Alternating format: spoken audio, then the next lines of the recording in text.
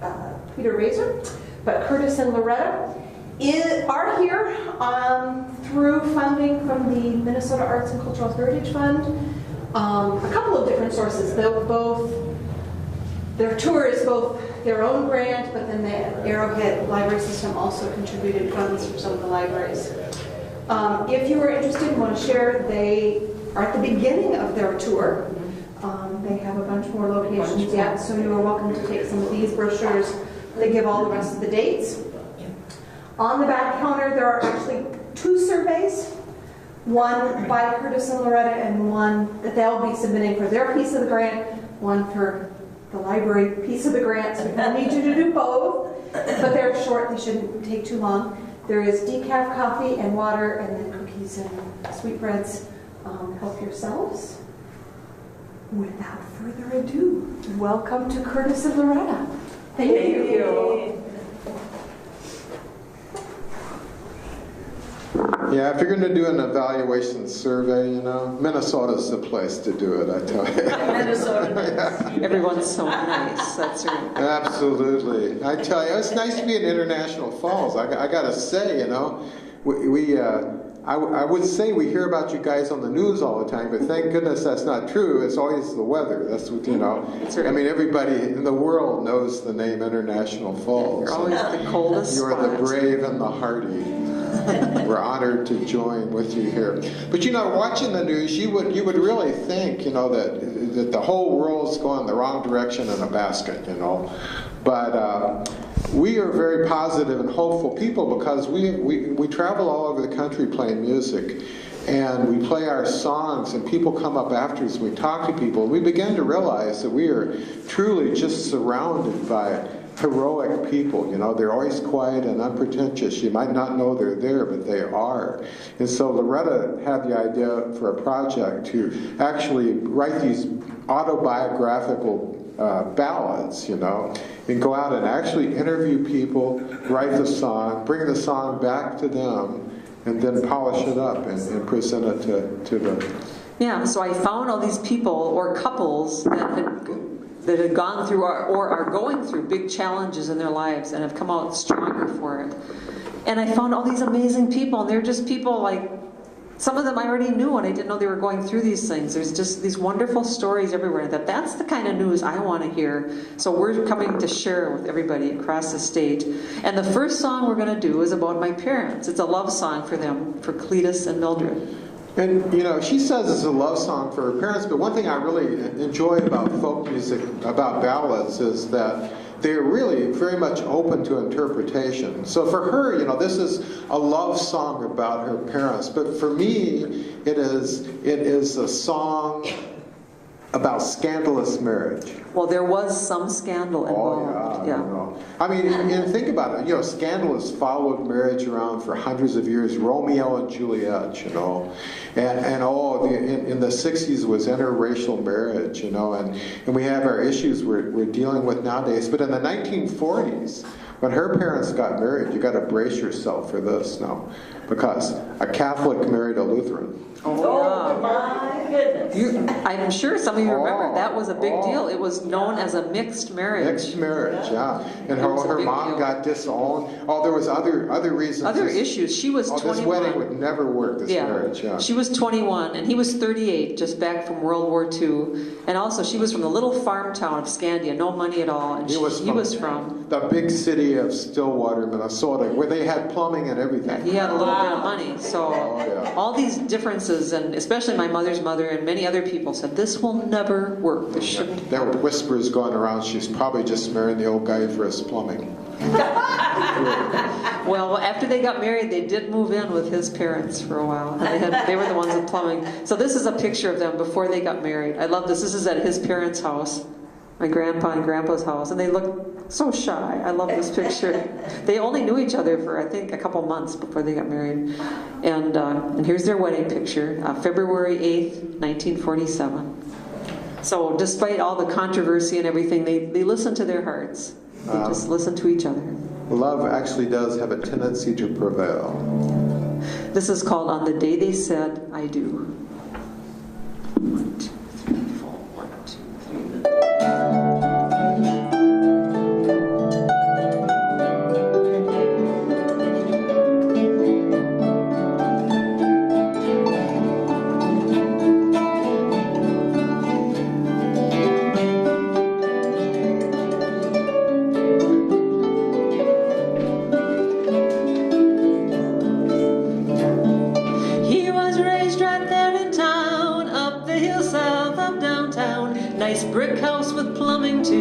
His family had it built brand new, Catholic college businessman, in every way a gentleman.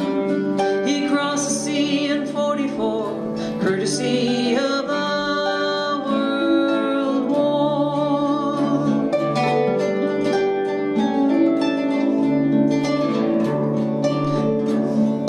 Quiet girl with Swedish charm, she was born up on the farm, light brown hair and eyes of blue, sang in the Lutheran choir too. She filled the lamps with kerosene, milked the cows, cooked and cleaned. She finished school in 44, she worked the fields and dreamed of more. Some said yes, some said no, she's too young, he's too old. City boy and country girl, different churches, different worlds. But on the day they said I do, they only heard, I love you.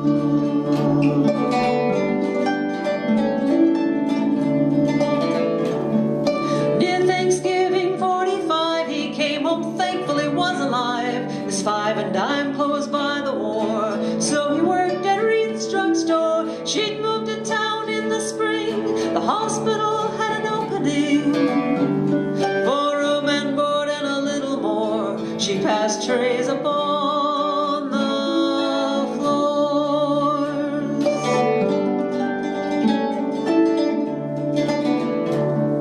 She went into Reed's one day, he waited on her when she paid. As she walked away down Main, she stole a glance back his way. He was standing in the door to see where she was headed for.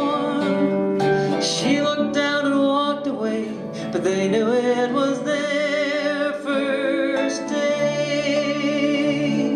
Some said yes, some said no, she's too young, he's too old.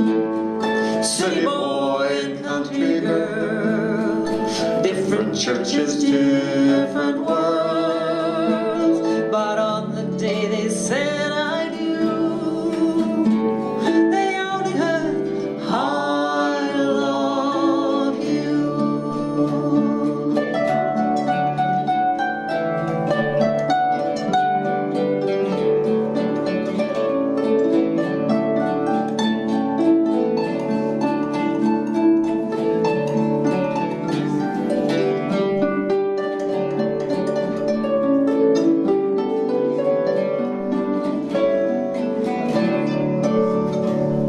She was in the Grand Cafe when he came in one autumn day. They shared a booth, brown eyes and blue. Then he walked her back to the hospital. He took her to the matinee the very next Saturday.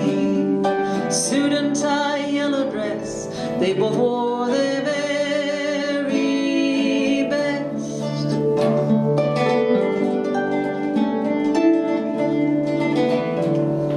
Christmas Eve in gentle snow, he showed up laughing, ho ho ho, bottle of perfume in hand. Would she take him as a man? On a cold and wintry day, the sun shone on their wedding day. For 50 years through thick and thin, they shared one path till God called him. Some said yes, some said no, she's too young, he's too old. City boy and country girl, different churches, different worlds. But on the day they said I do, they only heard, I love you. I love you. I love you.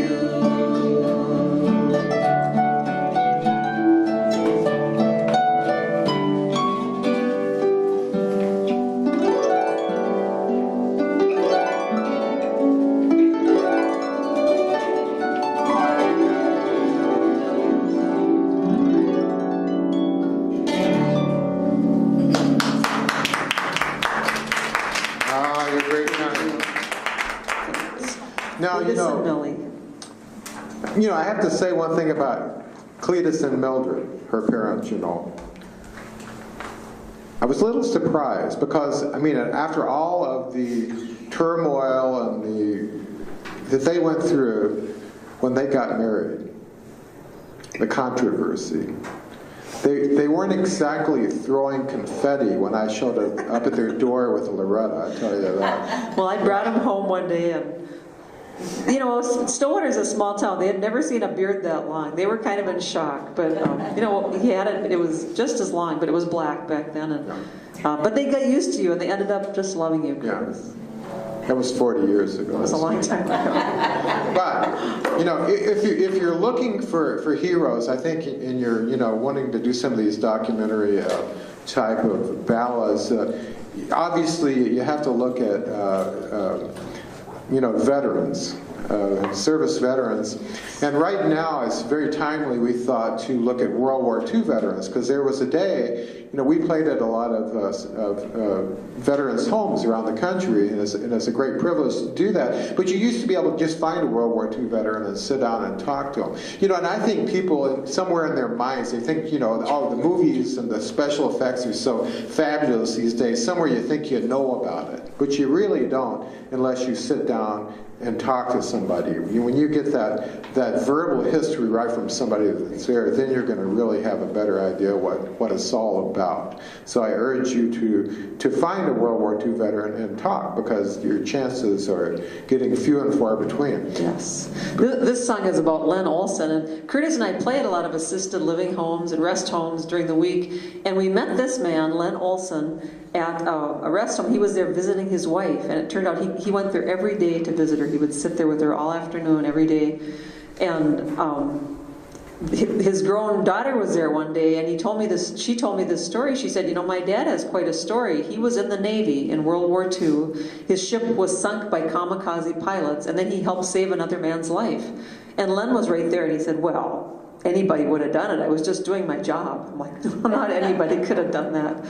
And so I said, can I interview you? I got your whole story and write a song about you. So I went to his house and interviewed him, and I asked him what got him through it, what gave him faith he'd get home. And he said, well, June, who he married, June, his sweetheart, was always on his mind. And also, whoops, I went the wrong way. His pocket Bible that he kept in his pocket really kept him going. I said, was it in your pocket when you jumped in the water? He said, oh yeah, it got all wet, but I dried it out. He said, would you like to see it? I said, yes. And so he had it in a display case. It's right toward the lower right-hand corner there. He had it open up to his favorite. The Army issue with the introduction by FDR. FDR, yeah, you got it when you got your uniform. And he had met June, and she asked him really what got you through it, and it was really thinking about his June, and they were in love. She was 17, he was 18, he was going off to war, and they really wanted to get married, but he decided, well, we better not, because I might not make it back. So when that ship was sunk and he was in the water, thinking of her really is what got him through it. So yeah. This is his song. So there he is, about 18 years old. Len Olson. And the song, he really almost named his song himself. It's called June on His Mind. 1, 2, 3, 4. Len and June were sweethearts. In school they were as one. They wanted so to marry, but they knew they were too young. So Leonard joined the Navy. He quit school to fight at sea. June waitressed after school at the Cozy Tea. He shipped out on the USS Reed 1944. In Philippines they guarded the supply ships off the shore. He positioned a gun on port side in the fighting from the start. He kept his pocket Bible buttoned near his heart. Come to kill, come to die. Bible in his pocket, and June on his mind. The Reed was the flagship of the convoy on that day. They headed down to Ormic after they left Lady Bay. Len was on deck when he heard two battle stations men. Then terrifying silence, and skies overhead.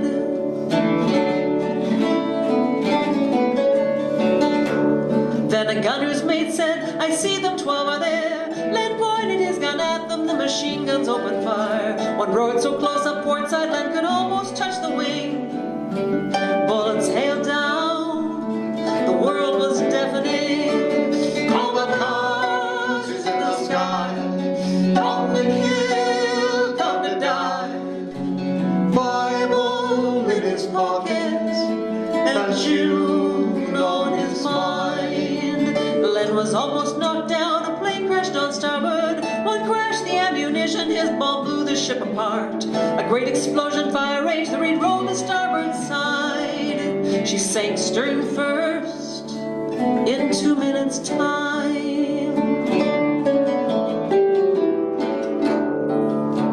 Len reached for his life belt and jumped into the sea. Bullets strafed the waters of the Wankamone Sea. Above the planes were firing, and then 20 feet away, a man called out for help and sank beneath the waves. Kamikazes in the sky, come to kill, come to die. Bible in his pocket, and June on his mind. The sailor's head came up, Len swam right to him. He held him above water and kept a hold of him. A sailor came to help them, and they treaded water for the man they saved 3,000 feet above the ocean floor. They were all rescued in an hour, maybe less. 103 men died, most all below the decks. 155 survived. Len was once so blessed. He married his dear June in 1946.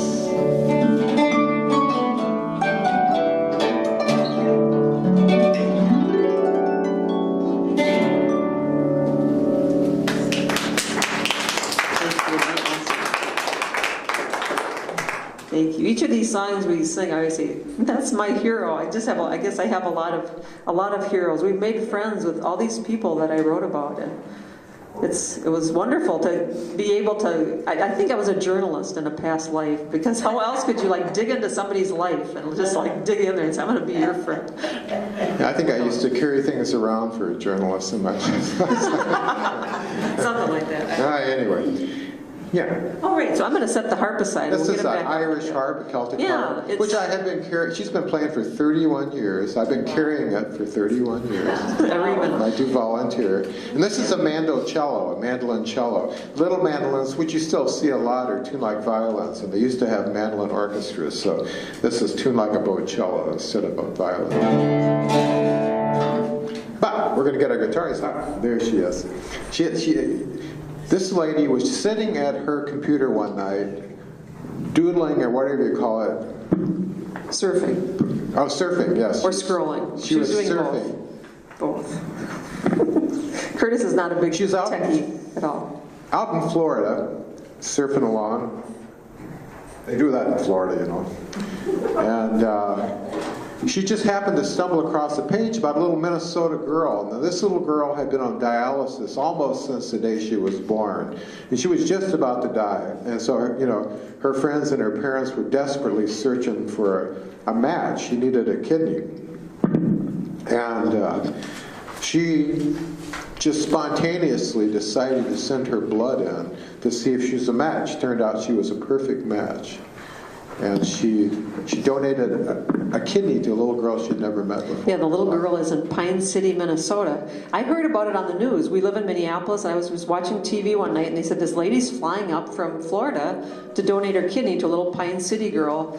And so I would just watch the news for a while, and I saw that the operation went well, and then I waited a few months, and then I contacted her, and I said, we're going to be in Florida playing concerts. Could I come and interview you? Maybe write a song? And she said yes. But she agreed. At first she was hesitant. She said, well, this is something I just did, from my heart. And the news found out about it, the national media, and made a pretty big spectacle of it for a couple of weeks there. And she said, I just don't know if I want any more, publicity or not, And she said, besides, if you write this song, what's it going to make people decide to donate organs to people they don't know? And we said, oh yeah, probably not, But then she said, well, maybe it'll make people consider, remember to check that box on their driver's license. The donor box. So Yeah. before, and I thought, boy, I felt like a hero myself there, when sitting there with her, because I know for a fact that I checked that box the first year it came out, Ooh. That was a long time ago. And now I'm thinking, I got this vision of myself. There I am, all disassembled, surrounded by doctors next to a dumpster. Oh, And they're all chucking me over their shoulder. We can't use this stuff. This is junk. no, you should look at it, because I've talked to nurses and they say there's hundreds of parts they harvest, so there's always something Tossing that's, them. But something I that'd be good. still check the box anyway. Good. Yes, I do. This is a Just in picture. case. This is a picture of Christy and I, and Curtis was there. He'd taken the picture during the interview. It was Florida, so we got to sit outside even in the cold springtime here. And there's another picture of us. And here's a picture of Christy with little Ariana, the little girl she donated to. That little girl is either 4 or 5 years old now, and she's doing well. She's alive because of Christy. So when I interviewed her, I said, how could you decide to do something like that? And I said, did you wait a few days and think about it? And she said, oh no, I picked up the phone right then and started making calls to get the test done. And she said, because when there's good to be done, you've got to do it. You don't wait for somebody else to get to it. And I'm like, oh my God, that's perfect. I wrote it down. Yeah, so that became the chorus of her song and the title of our CD, and the title of this program.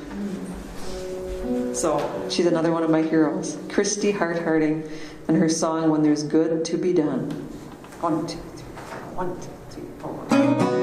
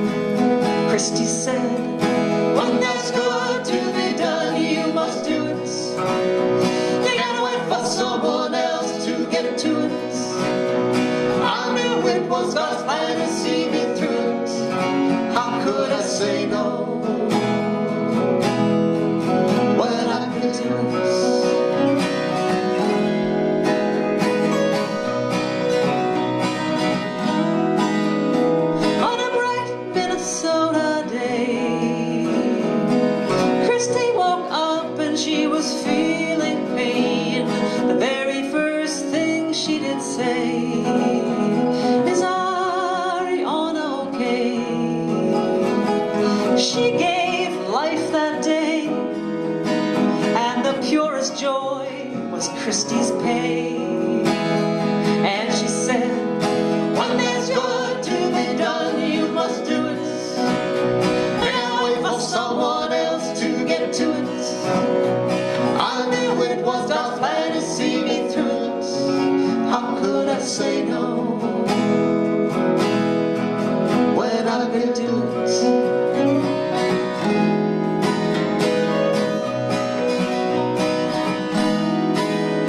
When there's good to be done, we must do it. When there's good to be done, we must do it. When there's good to be done, we must do it.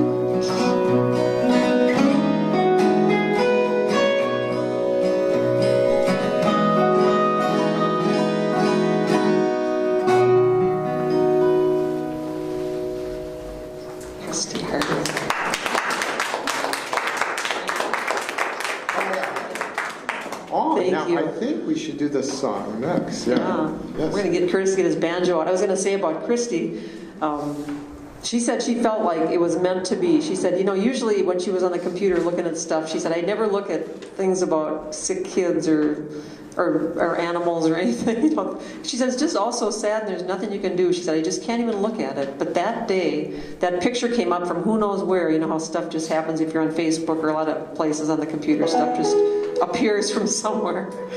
And she said, I just felt like it was meant to be. So she called that number on there, and it was the transplant department at Children's Hospital in Minneapolis. Started the test. You know, and that's so amazing because if you are, you know, if you go through the first process and your blood says you're going to be a probable candidate for a transplant, you know, that's just the first step, you know, and all along the way they give you a chance to decide not to do it, even right up until they get you on the gurney. Right, before they put you under, they say, you know, they say one more time, are you sure you want to do this? You cannot do it, and we'll tell the family that there was it wasn't a good match or something, so it's not your fault that you're backing out, but they'll never know. But she said, oh, no, I want to do it right up till the end. She has a little tour. She had a little, now her girl's older, but at the time her daughter was also 2 years old. She said that was a great inspiration. She said, if my little Sarah needed a kidney, I would search the world. I'd do anything. So that's such a brave and heroic thing to do. I don't know. I give blood once in a while, but that's it. I don't know, do anything else. I don't know. I couldn't do it. All right, so we're going to do something on banjo. We're going to do Chuck and Sherry's song. Okay. Yeah, we have a friend of theirs from college. You're the here. person Such a that- small, Your friends. small world. This is so cool. Now, most of these people I didn't know, except my parents. I found them all different ways, through the news or word of mouth or friends.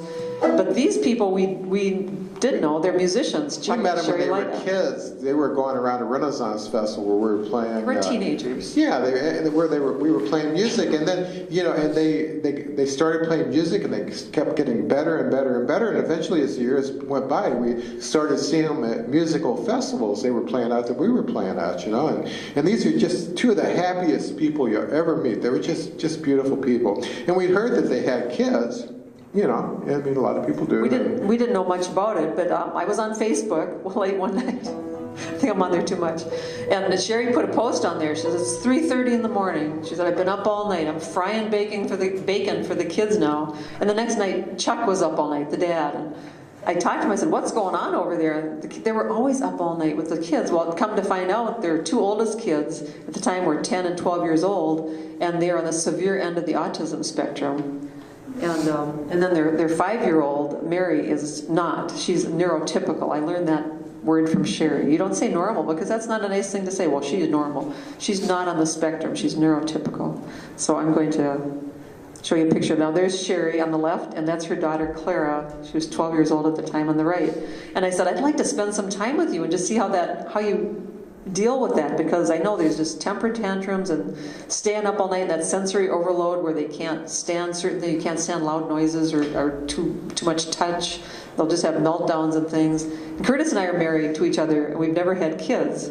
So I don't know how to deal with any kids, but this is like 24/7 You job. know, neither one of them can speak. And so in this picture, they're communicating. Yeah, and so I wanted to show you a couple pictures. This is how I like to write songs. I get pictures in my head that I want people to see. And I said, well, how do you communicate? And so I saw, this is at the Minnesota Zoo, and Clara handed her camera to her mom. And then she smiled. So I mean, it was like, Mom, take my pictures. It's what she was telling her. So that's in the song. And then Rowan was 10 at the time, and he tapped Chuck on the chest and pointed to his shoulders. He wanted to get up there. He loves to be up on his shoulders, so I love that picture. Yeah. So that's how they communicate. And then this is the neurotypical little girl, Mary, and her dad. They're looking down at some exhibit. I think it's fish or something down in the water. Irish dancer. Yes, and Mary's an Irish dancer. She's wonderful. They're all about 3 years older now. I think it was 3 years ago. And this is the whole family. So I spent time with them, and and there were temper tantrums and meltdowns and things, and no matter what happened, they are so patient. Chuck and Sherry, really, they speak softly, and it'll pass, and they do just what to do. And I thought, it's just such a beautiful thing to see them. Just pure love and patience, and they are more of my heroes. So, this is their song called What Each One Needs.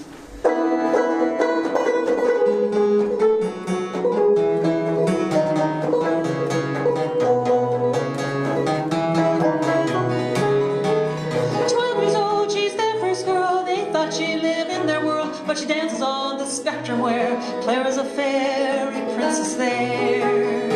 She hands a camera to her mom, puts a great big smile on. She speaks no words, but Mama knows she must capture this pose. 24/7 takes a toll, but Mom and Dad love these souls. Up all night if tantrums flow, a sensory overload. They see what each one needs, they teach where each path leads. Their joy is plain to see when they see their kids happy.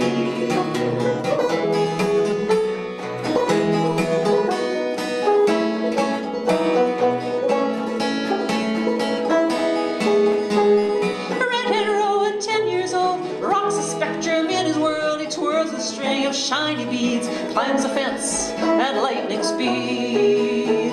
He taps his dad right on the chest, never speaks but can request. Dad lifts him on his shoulders high, they watch the world go by.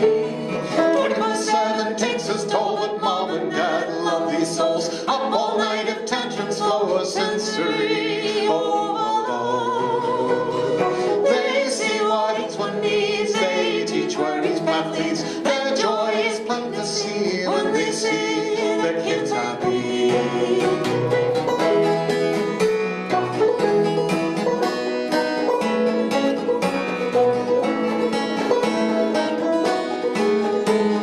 Little Mary with blue eyes, she's a neurotypical child. When Clara runs too far afield, she follows, speaks to her softly. Rowan dives under a couch and grabs Mary by the hand. They share this little secret space. Their smiles light up the place. 24/7 takes its toll, but Mom and Dad love these souls. Up all night if tantrums flow, a sensory overload. They see what each one needs, they teach where each path leads. Their joy is plain to see when they see their kids happy. 24/7 takes its toll, but Mom and Dad love these souls. Up all night if tantrums flow, a sensory overload. They see what each one needs, they teach where each path leads. Their joy is plain to see when they see their kids happy.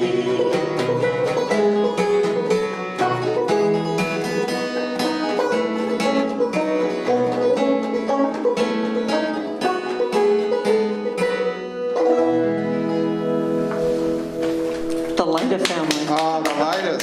Oh, and Chuck and Sherry on the recording, it was cool because, they actually he played mandolin and she played penny whistle on their own song, and it was really On the CD of that It was song. a lot of fun. Yeah. Well, we'll do a couple more songs and we'll have our special guest. Now, music is a we think of it as a tool, and we think of all the instruments as the different tools we use to do a job, you know. And you know, sometimes music is just used for entertainment, you know, for dancing or whatever, and that's wonderful. And some people, you know, find it, they use it as to protest with. But our angle has always been to find, you know, try to find things that everyone has in common. You know, try to find those things that can maybe bring people together. That being said, this next song, we thought it was a song about old history, but some people don't think so. Has anybody ever been to Wilmer, Minnesota? Wilmer in Central, Yeah, right? it's About pretty in the far middle. from here. Wilmer. Yes. You know, Wilmer is, you know, Wilmer exists all across the whole Midwest. It's not like the biggest farm town you've ever been to, and it's not the smallest farm town you've ever been to.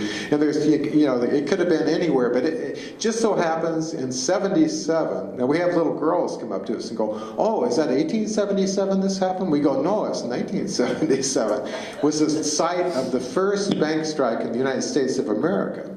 That's right. And it just happened to be 8 women, and they came to be known as the Wilmer 8.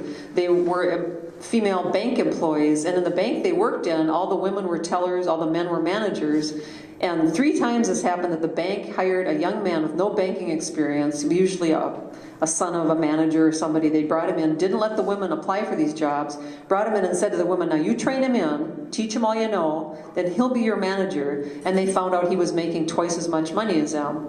And this happened 3 times. And you know, we're Minnesotans, we don't make waves, we don't complain. But the 4th time that happened, they went into the bank president and said, this is not fair. And Curtis will play the bank president in the song.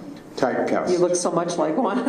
I look like a bank president from like 1830. And his line, what he says in the song, is a direct quote from what the bank This president is what the said. bank president said to the ladies when they finally came into his office and said, we don't think this is fair. Right. So they didn't get any So he satisfaction explained there. it to them, Yeah, right.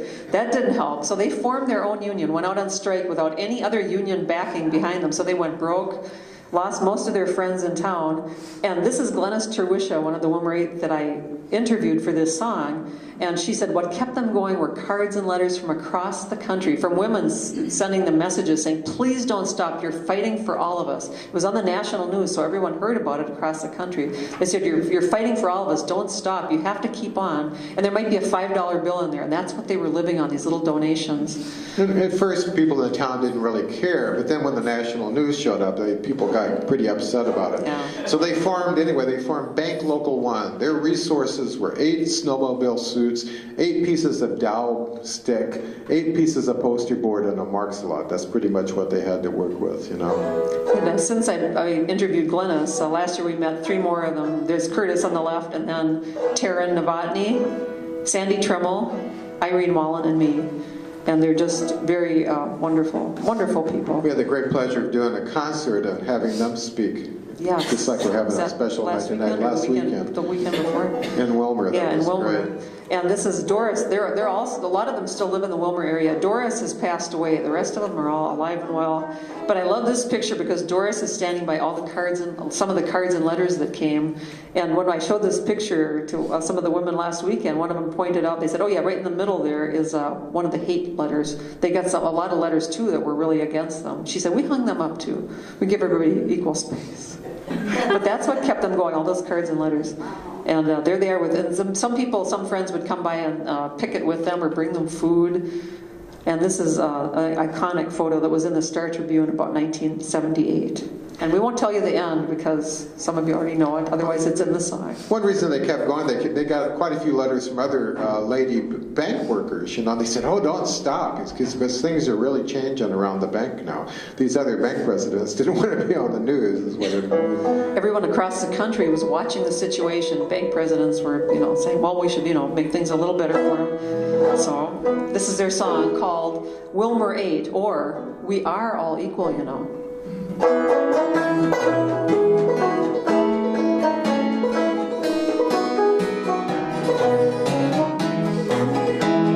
Glennis heard the women talking in the vault one day.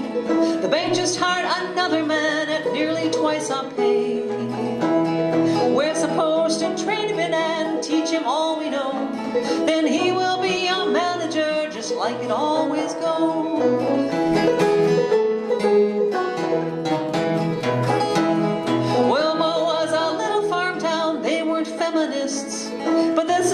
plain wrong, they said to that bank president.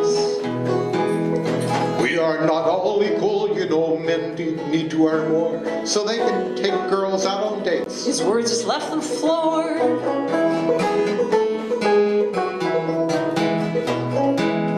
Glennis and the other 7 formed their own union. In 77 they went on strike, it was Bank Local 1. Journalists and TV cameras came to investigate. In Minnesota, bitter cold, they were the Wilmer 8. From across the country, across the world, letters came from women and from girls. The whole globe is watching you.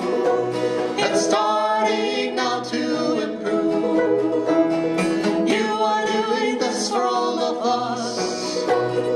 Please don't stop, keep on, you must. We will sing, it must be told. We are all equal, you know. Glennis wore a snowmobile suit as she walked the line. Her eyelashes kept freezing shut, a record winter time. Snow, no rain, no summer heat now, nothing kept them down. Though lots of folks had given out, we want peace in this town.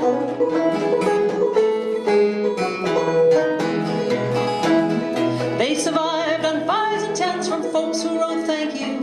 When Glennis was flat broke, she said, I don't know what I'll do. She put her head down in her hands and Terrence said softly, well, I can help you out this week, next time it could be me.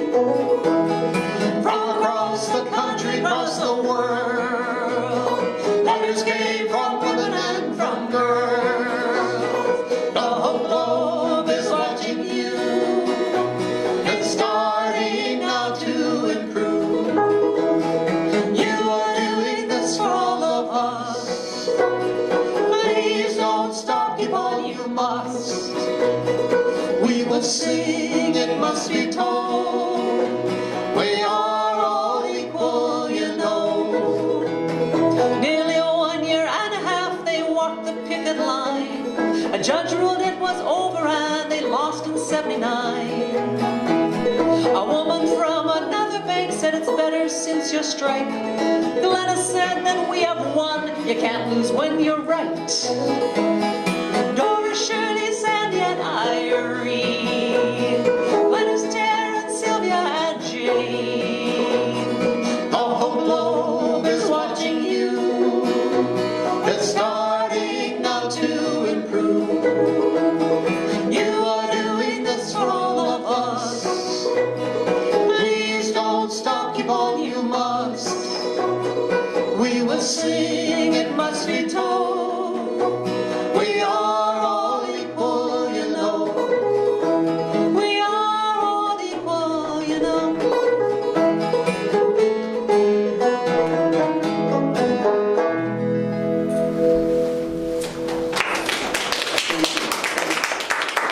Thank you. We're going to end up our portion of the show with one more song because after this we're going to have our special guest speaker, Peter Razor. So we're going to end up our portion with the song that I wrote about him. And how I found him was, he was abandoned as a baby and ended up at the orphanage in Owatonna, the state orphanage. And he grew up there. And Curtis, and it's an arts center now in that same building. And Curtis and I have done concerts there. And there's an orphanage museum. And I was looking at that one day. It's one of the only orphanage museums in the world. There's only a couple, yeah. We were there and looking at all that, and I said to the curator of the museum, where was this orphanage? And he said it was right here. This was the main building of the orphanage, and he gave me the name of Peter to talk to, and I came and interviewed him. He lives in Wisconsin now, and got together with him and found out all about his life and some amazing things. I'm going to get my harp while you talk for a second. Oh, good, you did it. You did it. I did it. It's the first thing I've ever done with one of these. I'm shocked. That's great. So there is Peter in front of the school building, right, Peter? There was a school right there at the orphanage. And you can see his picture off to this. He's got the line running right down through his face. You know, I didn't do that on purpose. We talked to a lot of people that that were there, around the same time Peter was in the 30s and the 40s, and during that time period. And there was just, there was a lot of good and a lot of bad. What can I say? I mean, it's an institution. It's hard to get any love into an institution, and that's a real minus. But there were also some people that had power there, that were in charge of some of the cottages that had no business being in that position whatsoever. And of course, there was no vetting or anything back then. And little kids, if you do horrible things to them, they're too afraid to say anything about it. And there was good and bad. We have to say that. You know. And when Peter gets up to speak after this, he'll tell you a lot more about it, but I'll just give you a little bit of background. So he grew up at the orphanage, and this was the school building. Then there was where the art center is now, is the main administration building, and the lunchroom, the dining room was in there. And then the kids lived in cottages all around there. They were like barracks, really. I think. And each cottage had, 30 to 35 kids in it, and a matron that was in charge of them. And some of the matrons were not very good with kids. There was a lot of corporal punishment, a lot of beatings, and a lot of abuse. And Peter is also Native American, and there was a lot of bigotry. So you got a double helping. Yeah. And this was during the 30s and 40s. There was a lot of that going on. So he had a very tough time. And at 15, he was put out on farm indenture. A lot of the boys were sent to farms to work. And the first farmer that he went to live with was an alcoholic and beat his own wife, and he beat Peter, almost killed him one night. So he escaped from there, literally escaped. You'll see in the song. And then they placed him with another family. And I have to show you the picture because we have met this woman that took him in. Actually, that's me and Peter rewriting his song. This is Mrs. Klug. And Mr. Klug has passed away, but and she is just a couple years older than Peter. She was a very young bride married to this farmer. And they were lovely, lovely people, kind and giving people. And so he went to live with them and work on their farm, and it totally turned his life around. He said they were so kind. He was suspicious of them at first. He thought, what are they up to? And Peter told me, he said he decided to be like them.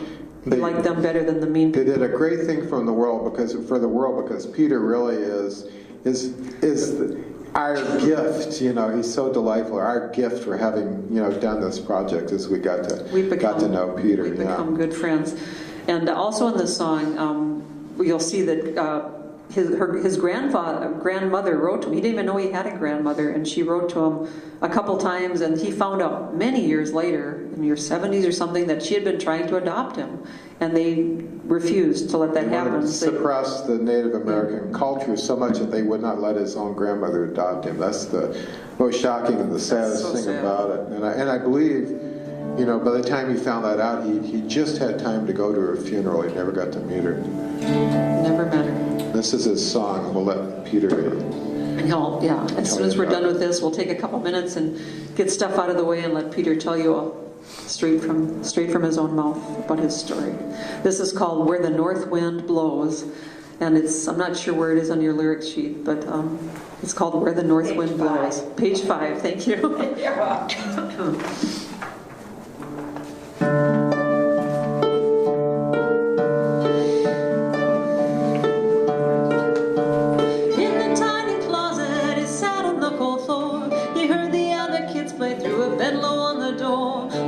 In the darkness, his knees tied to his chest. To miss months and let him out.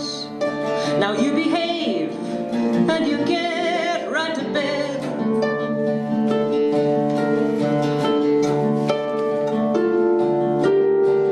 Peter was abandoned in 1929. A boarding house in St. Paul found a baby left behind. They sent this little Native American baby to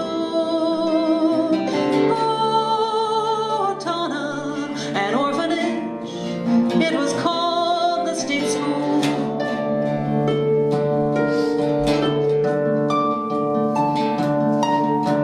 Peter got a letter when he was about 10. It held a single dollar and a big surprise for him. It said, I am your grandma, it's way up north I am. Near the reservation, he read it over and over again.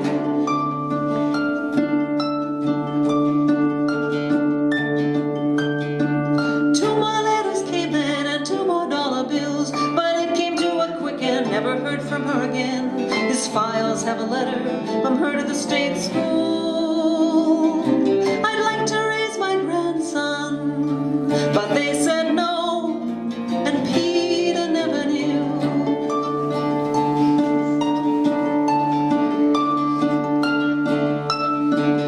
In the library, there's a map that shows Where my grandma lives, where the north wind blows. When the lights were put out, you must not leave your bed. But Peter was so thirsty, he ran for a drink instead. He heard Miss Munson's footsteps, he doubled up in bed. And then he saw the hammer, it struck his arms, his right knee capped his chest.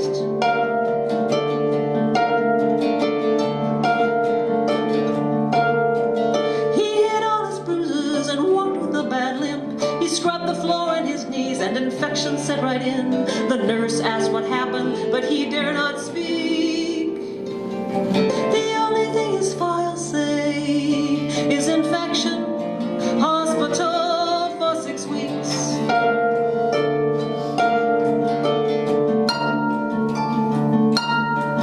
Weeding in the garden, he cut a bean off by mistake. So Mr. Beatty kicked him in the dirt there Peter lay. He screamed, "You dirty engine," and kicked him in the chest. The state school records say he is a loner he keeps to himself.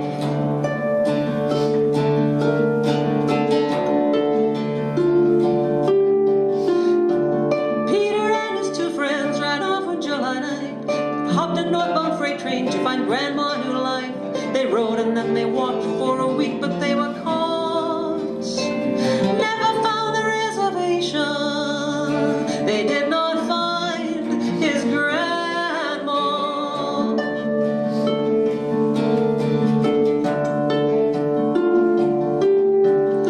In the library, there's a map that shows where my grandma lives, where the north wind blows. They placed him on a farm when he turned 15. The farmer beat his own wife, attacked Peter all the time. One night in drunken rage, a piece of wood raised high. He hit Peter in the head, and he was knocked out cold by the woodpile.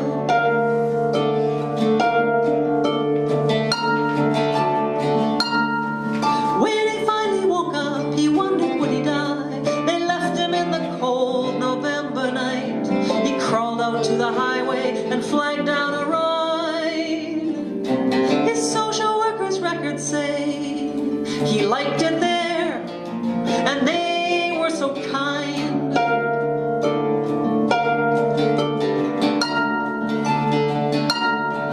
When he was recovered, he went to Lee Klug's farm. The couple spoke so softly, he thought, why are they so warm? It wasn't your beginning, could have gone either way.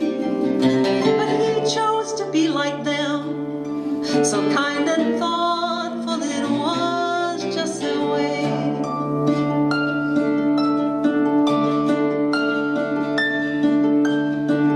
Peter keeps on working to keep the ghosts at bay. He wrote his own memoir to release his early days. He joined the Fond du Lac band of Ojibwe. He has a loving family, and now he tries to let demons fade away.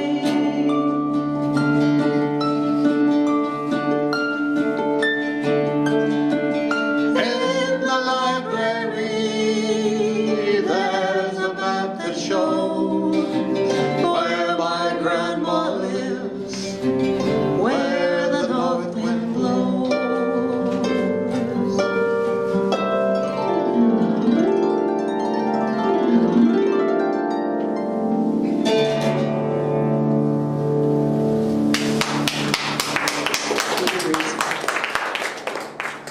Thank you. We're going to take just a minute to move a couple things around, and we'll invite Mr. Razor. All right, let's give a big welcome to Peter Razor. Thank you. Hey, plug your book. Sorry. Pardon? Plug your book. It's a great book. Okay, can you hear me all right? Hey, I'm going to text on the trailer. Because yeah, try that. History, let's read it out. Here, hold up one of your books so everyone can see. Oh, I gotta have this up. Okay, Oops, sorry. is it over there? Yeah, well, I'm glad that the, Well, we forgot to talk about all this other stuff he does. ready? I forgot to talk about. Hey, what are you yeah. doing right there? We're just going to disturb you. Yeah, like I forgot to show Oh. all these other pictures of you. Okay. We met Peter, and the longer we know him, we keep finding out all these things that he did. You know, he's such a unpretentious person. It takes a long time to find out. You know, here he is. You know, oh, you know, I said, my goodness, look at he's hoop dancing. He says, oh yeah, I used to kind of travel around the country doing that. You know, just a little bit. Oh gosh, we heard you won a bronze star in Korea. Well, yeah, I got 3. Well, you know, why? So, oh, you know, they were just kind of passing them out, you know. And he's an award-winning author, and gosh, it's so beautiful to have him Yeah, he won here. the Minnesota Book Award 2002. Yeah. Can you say that? Yeah. His book won the Minnesota Book Award in 2002, While the Locusts Slept, his memoir. You're very kind. Okay, I'm sorry. Now you go ahead, Peter. Okay, well, Some of them will I'm glad that Curtis and Loretta got me involved in some of their activities because I was always looking for something to do. I never was satisfied with status quo. I kind of, it's something, I think I can blame Miss Munson at the state school and John Shawls, the farmer. They gave me this impetus to do something that they didn't do. And I tried to, and I found out that when I kept busy, it was, so some of the demons would disappear, or at least I could keep them at bay. So I worked hard in the Army, and the time passed. I spent 15 months in Korea during the war, and it was, I learned the beginnings of a trade, electrical. I was supervising 20 Korean electricians and 5 GIs. Some of them had more rank than I do, and they didn't like that. I was 21 years old, and I didn't have, one was assigned to me, was a sergeant for 15 years, and so I had to work against those odds.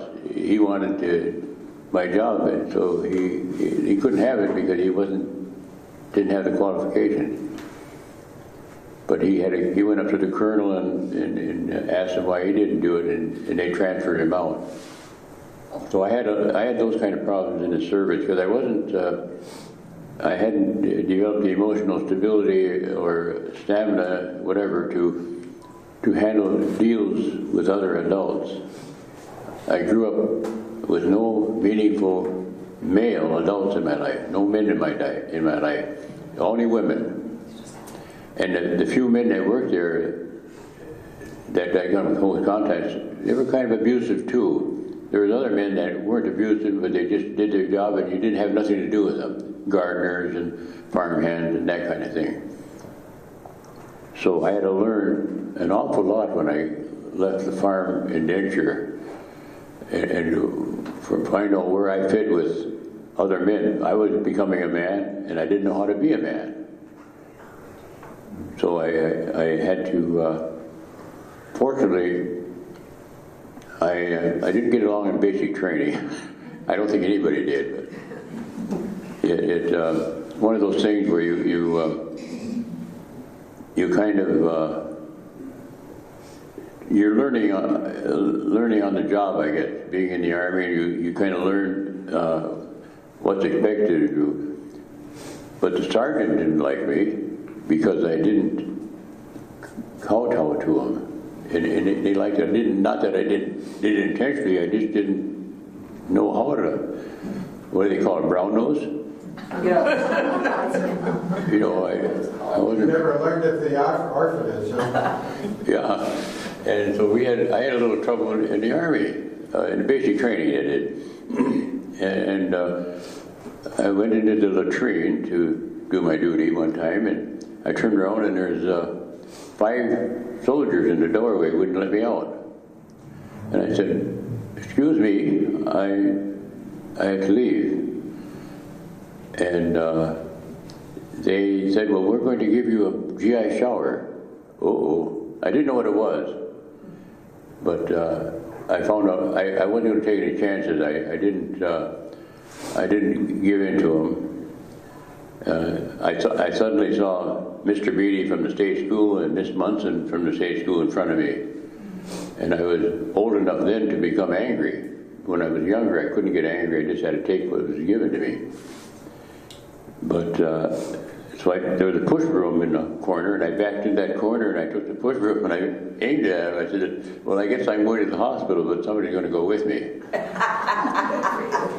And they hemmed and they hawed, they talked to each other, and finally I think the sergeant had put it up to him, I don't know. But I can't imagine them having the intellectual ability to figure that all out themselves. So it was organized. 5 people means in an organization there, or 4 people. And and finally they hemmed and hawed, and finally they gave up. They walked away, and nobody bothered me again for that kind of a thing. Although I did have trouble with the platoon sergeant after a long hike. They were cursing me and everything. And we had to sleep in pup tents, you know, for that night, and it was snow on the ground, and I gave them quite a hard time, and they were going to court-martial me for that. They said, "Well, you're not doing this right," and I understood what was going on. Of course, intellectually I understood it, but emotionally it didn't fit. And so they said, "We're going to give you 6 months in the stockade and discharge you," or something like that. And the next morning they forgot about it. I don't know what happened. It went on like that, and of course in basic training they give you a lot of tests, you know, and fortunately I did. That's the only thing I had in common. I read a lot when I was younger, so I learned a lot of miscellaneous stuff, you know, science,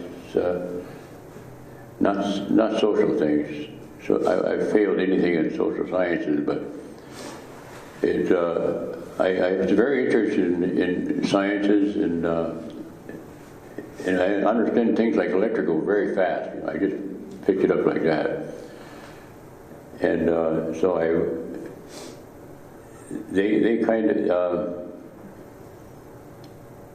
I guess my saving grace was I guess they figured out I wasn't a team player. In other words, team player is, the platoon sergeant says, "Charge that machine gun nest." That's a team, you know. I wasn't a team. I wasn't raised as a team. I was always fighting the team, not overtly, but kind of sullenly against the abuse that they were giving to me when I was growing up. And also the farm denture. So they must have, I don't know if they figured it out or if they took it from my test, but they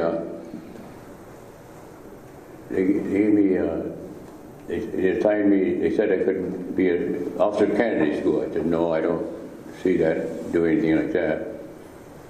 And then I was the only one picked out of the basic training for counterintelligence corps, and they had 2 weeks to research it and see if I wanted to do it, and I didn't know what it was till then. And they said that nobody turns that down, so they sent my records over to Maryland already, ready for school, I guess. But then at the 10 days up, I turned it down, and he said anybody would have given the right hour, you turned it down. He was kind of mad at that. So anyhow, they sent me to Korea. They gave me a good job anyhow. I was supervisor of 20 Korean electricians, and 5 guys to move around the generator sites and do that kind of thing. Hey, Peter, how long were you in the orphanage? 15 years. 15 years. So I like what you said earlier today. How long were you in boot camp? In what? Boot camp. 15 years. Yeah, yeah. Yeah. Basically, it goes by twos to meal, school, meals, and you sit at the table for mealtime, and the matron has a button bell there. Bow your heads, say something to yourself. You can eat. And if you're too noisy, bang, bang, bang, bang. And you can't, it's very, very regimented. And that was ingrained in me. So I was in boot camp or basic training, basically all that time. Plus they added some other little colorful antics with that, like abuse. And then in boot, and then I added my basic training in the Army, plus a little added antics. They at all that time I was totally regimented in some sort of structured activity that had nothing to do with humanity. It was very, very demeaning, basically. And then when I got my records from the state, I sometimes bring them to show them, but I got 200 and some pages of my childhood records from the state, and there's things in there that you couldn't put in there today. Like at 14, the matrons have to make reports on you periodically, so often, every so many weeks you got to fill in something on each child. And that's in your records. And, well, he would be an attractive boy, but for his color and Indian features. Oh, God. That's actually in my records. And then there's another one,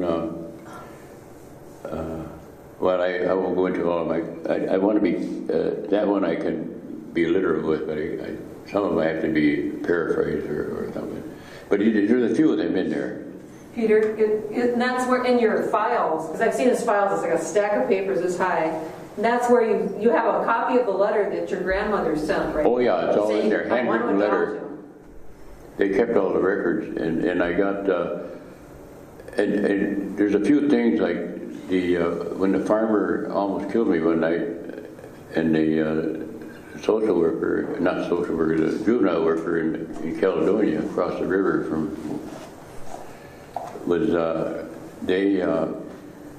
they asked they mentioned that Shaw's treatment of me, why they took him, and the state sent a letter to the juvenile asking more details on the farmer's treatment, and there's no answer.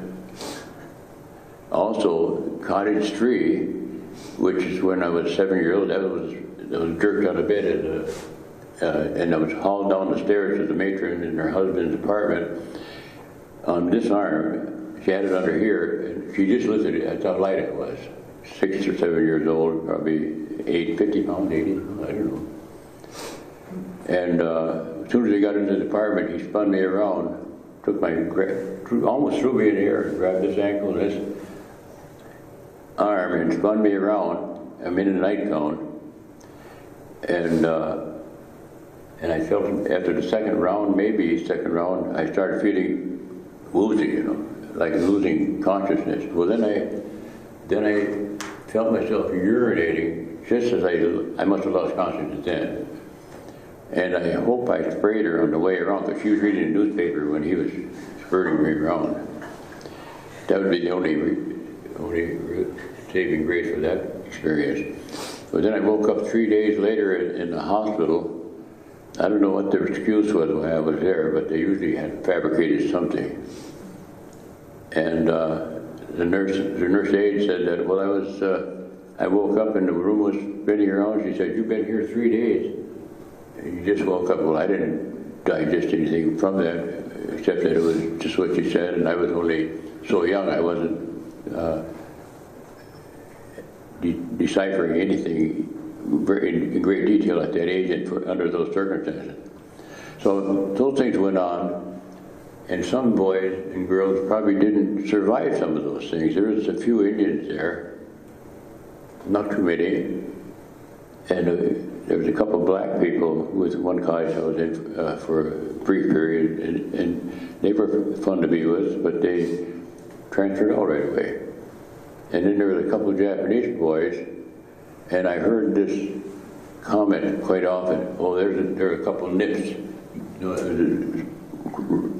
World War II thing, statement about Japanese children or people.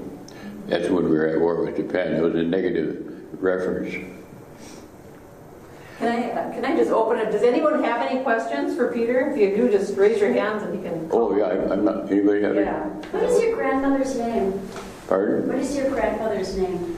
Mrs. Susan Shartle. She's from Black River. I have a great grandmother that was from. She wasn't involved in anything. She was from White Earth. She was Frank Grader. Her name was Pigton, her Indian name. My father's Indian name was. He went to Morris Indian School. He was what did I tell you? What was it? His dad's name was Ningoose, and When he was born. And then he went to Morris Indian School, and they changed it to Indian Boarding School, which is now University of Wisconsin, University of Minnesota. And he was named Wilbur. And my great grandmother, she was noted in Francis Denbour's book, An Indian Cousin, for her highly intricate beadwork and some new designs that are still copied today or used today. Maybe you know something about that, but I never met these people because I wasn't raised right. You know that. And where was it that your grandmother? Where was it that your grandmother was living? You ran away one time and tried to find her. Little River. It was near Cloquet, right? Yeah, south of the reservation, near in Little River. She had a 3-bedroom home. And they said she was a very no-nonsense woman of irreproachable personality, they said. It was Mrs. Frances Denbour wrote that in her book. I'm getting these from the history book, not from personal experiences. And so it's been a learning experience all the way through for me, and I spent my early years in technical field because that went real fast for me. I could just pick things up. Everything I've done, I've learned on my own. I've never gone to school or anything. And you have to, when you learn on your own, you're still learning with other people because you're seeing what other people do and you're reading books, and so that you're not totally alone in your learning process. But it's really I'm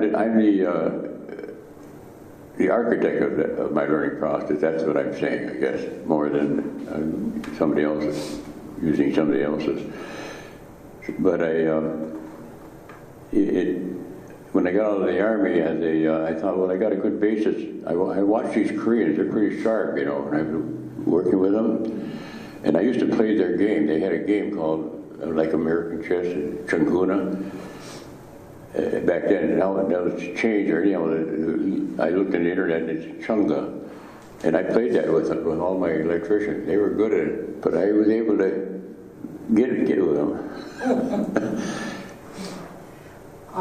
Describe the first time you met your brother. Well, I was 10 years old at the orphanage, at the state school, orphanage institution, basic training. I was, the social worker called me from Cottage 15 to come up to the main building. In the hallway there's a bench there, and she stood with me near the bench, and there's he said, this is your Finnish, my mother was Finnish, this is your Finnish parent. They didn't say Finnish, this is your uncle and aunt, and my grandmother, and my brother, 10 years old, and I'm totally floundered, you know, I didn't know I had a brother. And so they stood there about 5 minutes, and all I heard was whatever I heard went in one ear and out the other, because I was so trying to figure this all out, what's happening and why was it happening, and what did it really mean to me. So then they went, and that's the last I heard of them. But I did get letters from my grandmother, and she put $1. She wanted to eventually take me home, but they wouldn't let me go there. They wanted to save me for the farmer, I guess. One of the, what do they call that? A government subsidy for farm, for agriculture. Well, it was cheap for them. I worked 2 years for them and never got a cent. And Can you tell us about the time you ran away? You tried to come up north and find your grandmother. oh yeah, we tried Can you to. tell about that? With some friends? I planned that for, three of us wanted to run away, and we saved all the food that we could, and I put it in an old beat-up suitcase that some other kid brought to the place, and there was a railroad bridge with a wooden over a road over a railroad bridge, a wooden bridge, you know, and there was rafters in there. We hid them underneath them rafters, and we filled it with food that we could, jam and bread, you know what kids like, and things we could scrounge, you know, from the pantry. And so when we come to run away, during that week I was listening to the freight trains going through town. There were two different directions, one east and west and one north and south, and I knew we wanted the north and south one. And the one going north came every night about 11:30 at night. So I kind of was the organizer. I never realized then that I was, but I guess I was. I was just doing something. And we hopped, the train slows down, and then all at once it picks up a mail bag on the side of the thing. It grabbed it on an arm. Nobody handed it. They just grabbed it and they pull it in. And it doesn't stop, it just slows down, so it comes down, and the wheels spin, you know. It's a steam engine, old dinosaur, you know. And but it would start picking up faster than I thought it would. One of my first mistakes. So the two boys got on. We couldn't find an open freight car, open box car, so there's a flat car came along, and probably if I had stopped to think, I was in very poor judgment, but I just automatically hollered the letter on the end, the flat car. And so they did get on. There's two boys and me. And I had the suitcase, and I ran along, I grabbed the thing, and I swung like that to swing it up there. And the bottom fell out, and all that stuff went on the roadway. Oh, no. I let the suitcase handle go, and I jumped on with them, and we rode through the night, all through the night for 65 miles to Minnesota, till it sidetracked up by a thing, and we walked 20 miles in 94-degree heat. And all we had was t-shirts and tennis shoes on, well, pants, but I mean, we didn't have no real good walking shoes. You know, back then, tennis shoes fell apart pretty fast back then. And we walked that 20 miles, our tennis shoes were flying off with the heat from the railroad tracks. We're falling apart, and we were all sunburned from all of our arms and faces and everything was just sunburned. And the other boys were fairer than I was. They were. And I got sunburned too, but they got blistered. I just got burned. And we finally we walked to St. Paul, we got a freight, and we went north, and we went to Little River. But the only town that it didn't stop was Little River.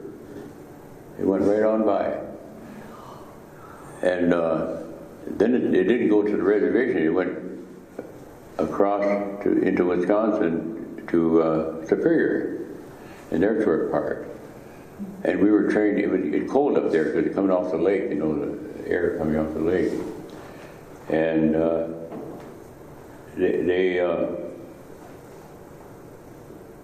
they saw us changing. We were looking for warmer conditions, so we found a boxcar with a lot of paper in it, so we transferred boxcars, and we wrapped ourselves up in cocoons, like things. Each had all these long sheets of brown paper.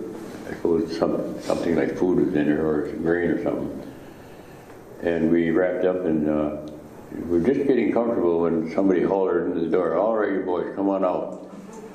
They had seen us get in there. It was dark already, but they'd seen us in the glow, in the dusk, get in there. So that was the end of that.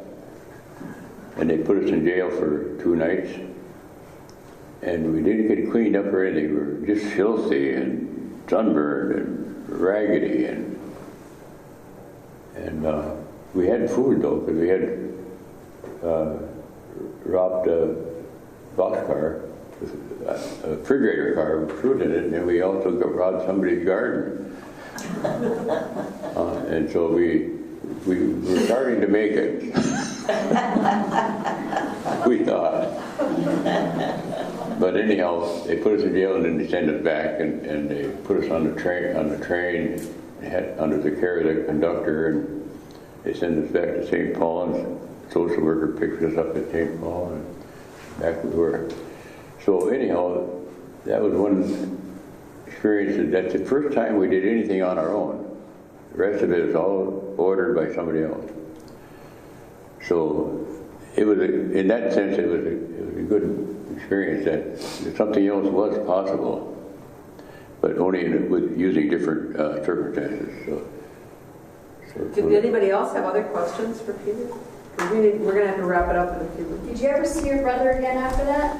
Did I ever what? Did you ever see your brother after meeting? Yeah, I met my brother when after I got out of the farm indenture.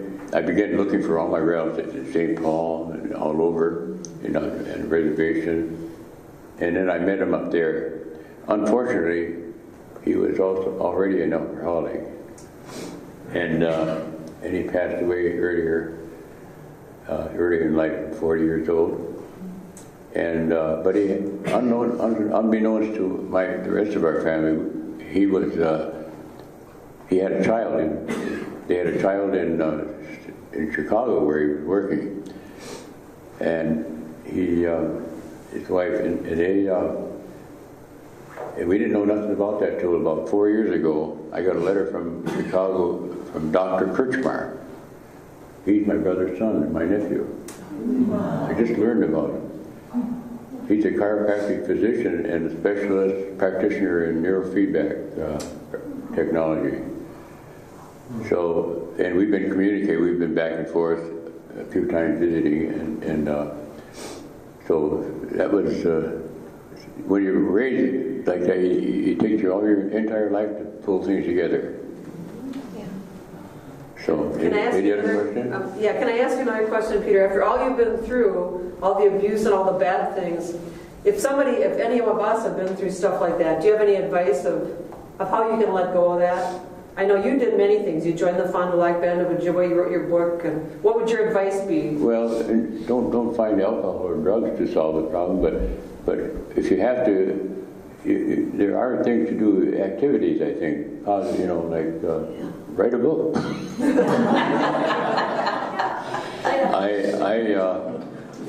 I've got 3 more books finished now, and they're being reviewed now. So, but they're young adults, but they're about things that concerned me as a child, so they'll have some historic value, even as fiction. So, thank you for having me then, and I hope it... Thank you, Peter. Thank you.